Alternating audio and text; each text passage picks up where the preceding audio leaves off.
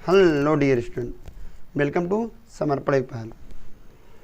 आज हम लाए हैं कक्षा 12 भौतिक की अध्याय 3 के 3 अंक वाले महत्वपूर्ण प्रश्नों की श्रृंखला, जिसमें पहला क्वेश्चन है कि किरचॉफ के विद्युत परिपथ संबंधी नियमों की सहायता से संतुलन की अवस्था में बीट-स्टोन सेतु के लिए व्यंजक प्राप्त कीजिए। तो सबसे पहले इसका हम फिगर ड्रा कर लेते हैं। ठीक है, देखिए दिए गए चित्र में 4 प्रतिरोधों PQRS को जोड़कर एक चतुर्भुज बनाया गया है जिसका नाम ABCD है। ठीक है, इनकी भुजाओं पर क्रमशः PQR और S प्रतिरोध हैं। अब तार इस चतुर्भुज के शीर्ष A और D का संबंध बैटरी के क्रमशः धनात्मक और ऋणात्मक सिरे से कर दिया गया है। परिपथ में बहने वाली धारा I है। जब यह बिंदु A पर पहुंचती है तो यह आगे जाकर दो भागों में खंडित हो जाती है। पहली धारा का नाम I1 है और दूसरी धारा का नाम I2 है। ठीक है, पुनः ये धारा यहाँ से होती हुई जाती है तो यहाँ पर धारा हो जाएगी गैल्वेनोमीटर के बीच जो धारा बह रही है उसको हम IG से दिखा रहे हैं।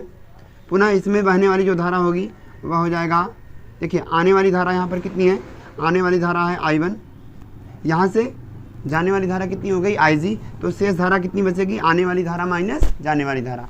तो आने वाली धारा है I1 और जाने वाली धारा है IG, तो ये हो जाएगा I1 माइनस IG।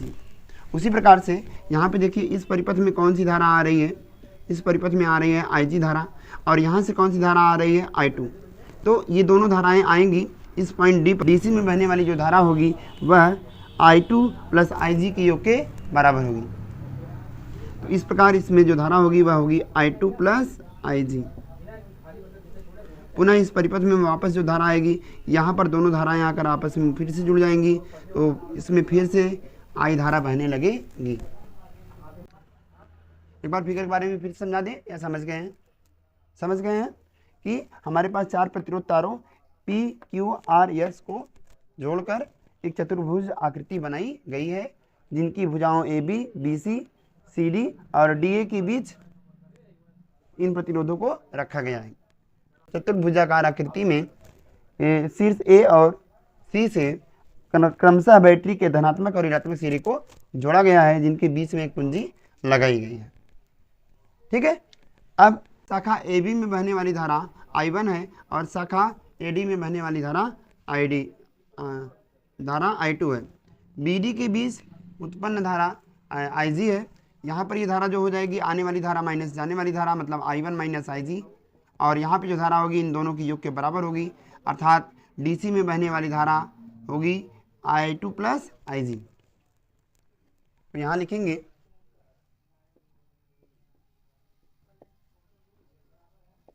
किरचॉफ के नियम से या किरचॉफ के प्रथम नियम से परिपथ में प्रवाहित कुल धारा कितनी है, I बराबर हो जाएगा I1 प्लस I2। ठीक है, इसको हम समीकरण 1 मान लेंगे। ये अब समीकरण 1 हो गया। आगे देखिए, बंद पास ABDA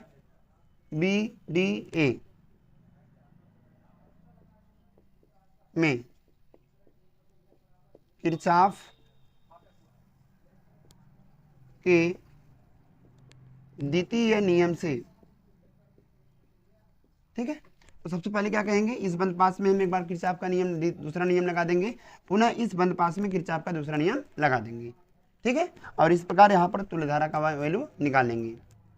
तो यहाँ लिखेंगे बंद पास ABDA में किरचॉफ के दूसरे नियम से।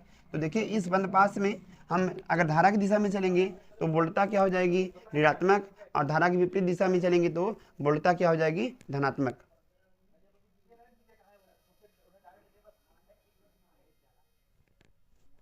ठीक है, ध्यान से देखिएगा। सबसे पहले हम A से B की ओर चलेंगे तो A और B के बीच वोल्टता कितनी हो जाएगी, धारा गुणे प्रतिरोध। ये इस प्रकार ये हो जाएगा I1 गुणे P। चूंकि ये धारा की दिशा में चल रहे हैं इसलिए यहाँ पर वोल्टता ऋणात्मक होगी। फिर वापस आएंगे हम B से D के बीच, तो यहाँ पर हो जाएगा धारा जो कि कितनी है, IG है, और चूंकि ये धारा की दिशा में है इसीलिए वोल्टता ऋणात्मक होगी। I1 IG गुणे इसका प्रतिरोध मान लेते हैं कितना है, G। फिर वापस आएंगे हम D से A की ओर। अब देखिए धारा नीचे की ओर आ रही है और हम धारा के विपरीत दिशा में वैल्यू ले रहे हैं, इसीलिए वोल्टता यहाँ पर धनात्मक होगी। तो धारा कितनी है, I2, और प्रतिरोध कितना है, R। तो किरचॉफ की वोल्टता नियम के अनुसार कि समस्त वोल्टताओं का बीजगणितीय योग 0 होता है। तो ये सब वैल्यू किसके बराबर हो जाएगा, 0 के बराबर हो जाएगा। चलिए यहां संतुलन की अवस्था में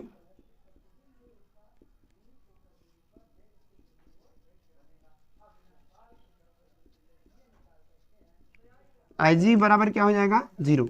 तो बचेगा मेरे पास -I1 गुणे P प्लस I2 गुणे R बराबर 0।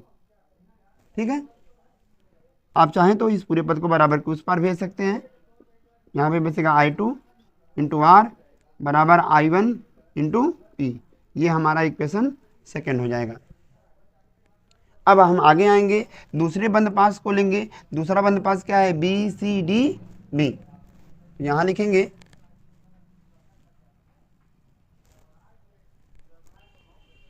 बंद पास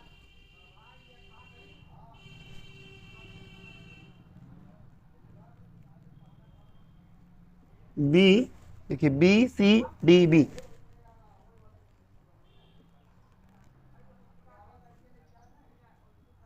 में किरचॉफ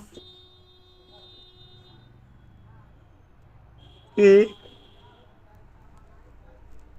द्वितीय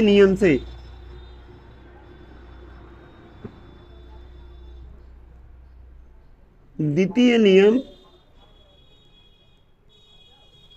से तो अगर इस बंद पास में किरचॉफ का दूसरा नियम लगाएंगे तो क्या आएगा, देखिए यहां पर क्या है, इसमें धारा क्या बह रही है, I1 माइनस IG गुणे प्रतिरोध कितना है, Q। अब चूंकि ये धारा की दिशा में लिया जा रहा है, यह वोल्टता धारा की दिशा में ले रहे हैं, इसलिए इसका वैल्यू ऋणात्मक होगा।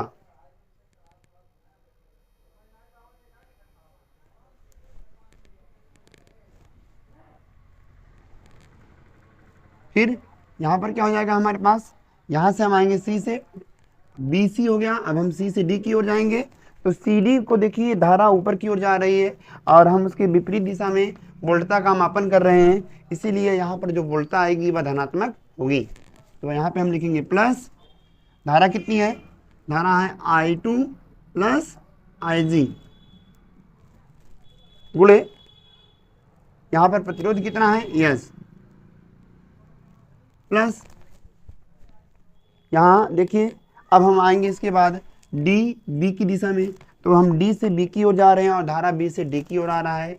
यहाँ भी वोल्टता धारा के विपरीत दिशा में ले रहे हैं, इसीलिए यह भी धनात्मक चिन्ह के साथ लिखा जाएगा। तो ये कितना हो जाएगा हमारे पास, प्लस वोल्टता की यहाँ पे धारा कितनी है, IG, और प्रतिरोध कितना है यहाँ पर, G, बराबर क्या हो जाएगा, 0। ठीक है, अब यहाँ पे देखिए संतुलन की अवस्था में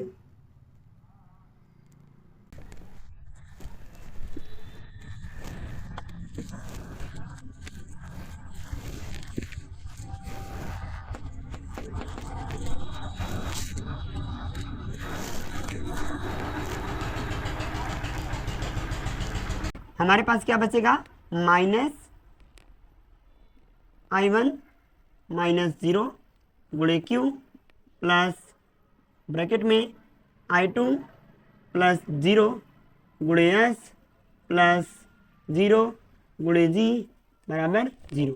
इसको सॉल्व कीजिए, ये आएगा -I1G I1Q प्लस यहाँ पे गुणा करेंगे तो क्या आएगा, I2S बराबर 0। I1 को बराबर को उस पार भेज देंगे तो बचेगा I2S बराबर I1Q। समीकरण नंबर 3, समीकरण नंबर 3। अब देखिए समीकरण 2 और समीकरण 3 में आपस में क्या करेंगे, भाग दे देंगे। तो लिखेंगे समीकरण 2 में समीकरण 3 का भाग देने पर, तो भाग देंगे तो लेफ्ट हैंड साइड में लेफ्ट हैंड साइड का भाग देंगे और राइट हैंड साइड में राइट हैंड साइड का भाग देंगे। यहां क्या हो जाएगा, ये हो जाएगा I2R बटे यहाँ क्या होगा I2 यस बराबर यहाँ पे आएगा I1P बटे I1Q। देखिए I1 से I1 कैंसिल, I2 से I2 कैंसिल, तो मेरे पास क्या बचेगा P बटे Q बराबर R बटे यस। यही तो व्हीटस्टोन का सिद्धांत है कि संतुलन की अवस्था में समांतर चतुर्भुज की संलग्न भुजाओं पर रखे गए प्रतिरोधों की संगत भुजाओं का अनुपात बराबर होता है, अर्थात P बटे Q बराबर R बटे यस। ठीक है, आइए बढ़ते हैं अगले प्रश्न पर। अगला प्रश्न है अपवाह वेग क्या होता है, इसके आधार पर ओम के नियम के लिए व्यंजक का निगमन कीजिए।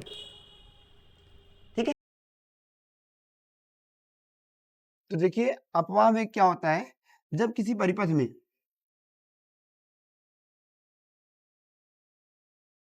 धारा प्रवाहित करते हैं तो मुक्त इलेक्ट्रॉन भी एक निश्चित दिशा में गति करने लगते हैं।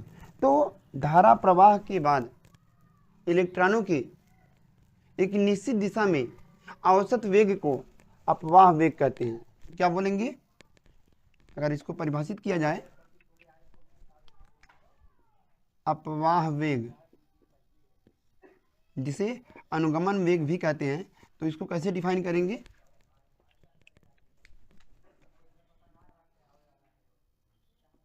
इलेक्ट्रॉनों के एक निश्चित दिशा में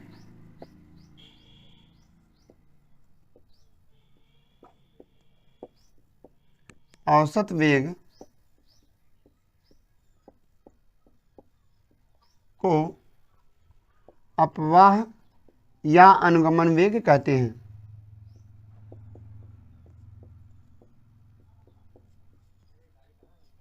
ठीक है, इसे VD से दिखाते हैं।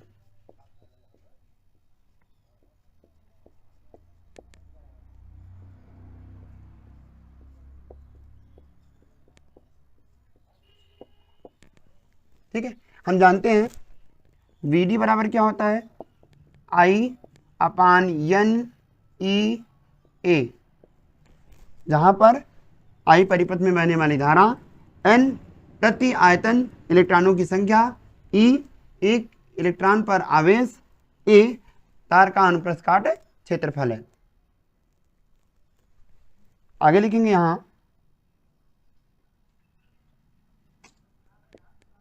परंतु I/A बराबर J होता है, जिसे हम धारा घनत्व कहते हैं।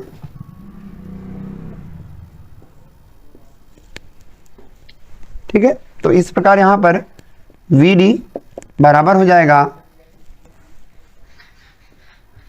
J/NE। जूल लेंज के नियम से J बराबर ρe होता है।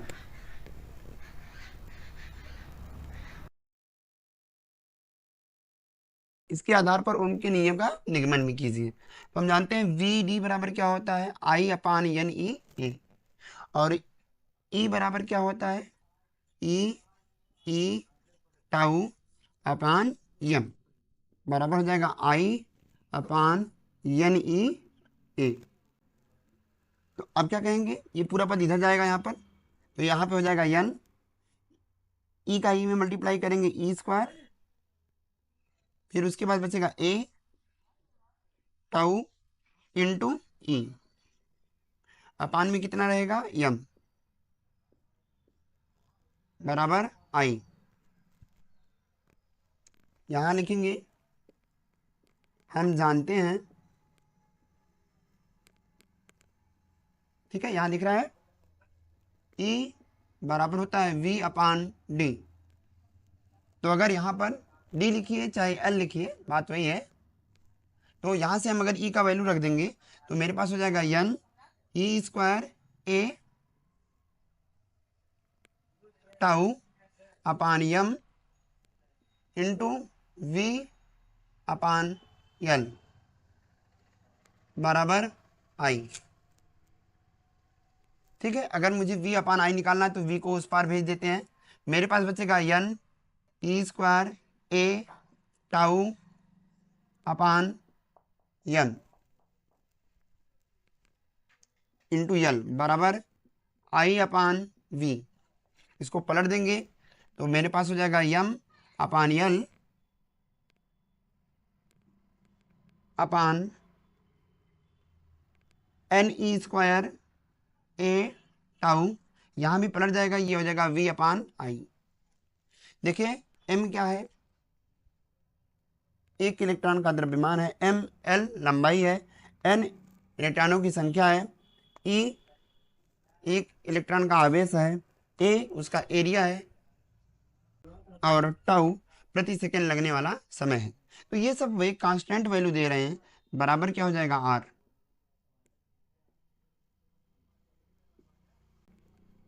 जहां r बराबर यम यल अपान एन ई स्क्वायर ए इंटू टाउ। ठीक है, इस प्रकार ये हमारा दूसरा प्रश्न हो गया।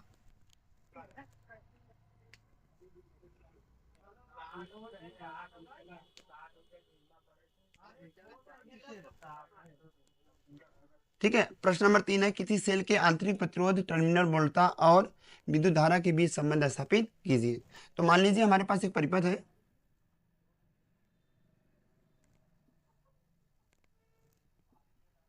जिसका बाह्य प्रतिरोध R है। यहाँ पर हमारे पास एक बैटरी है जिसका आंतरिक प्रतिरोध स्मॉल r है।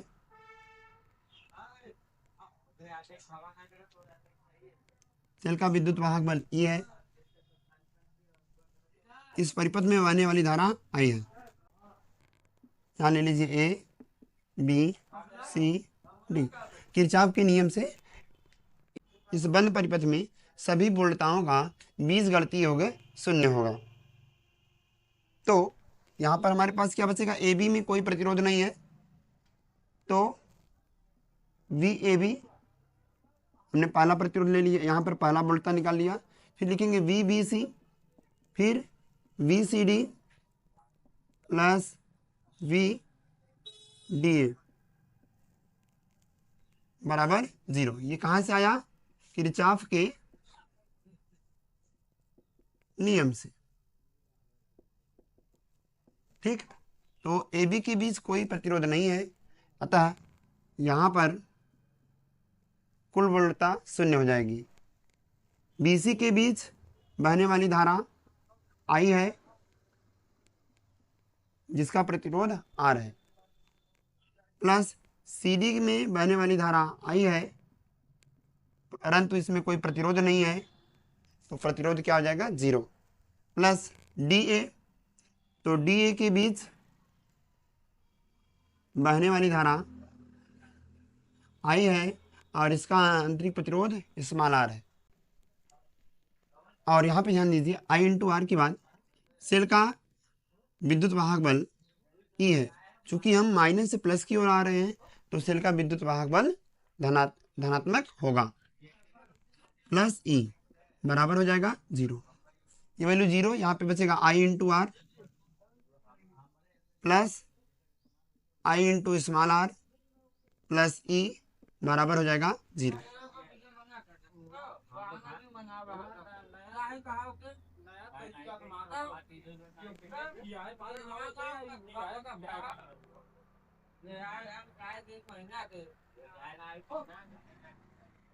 तो यहां से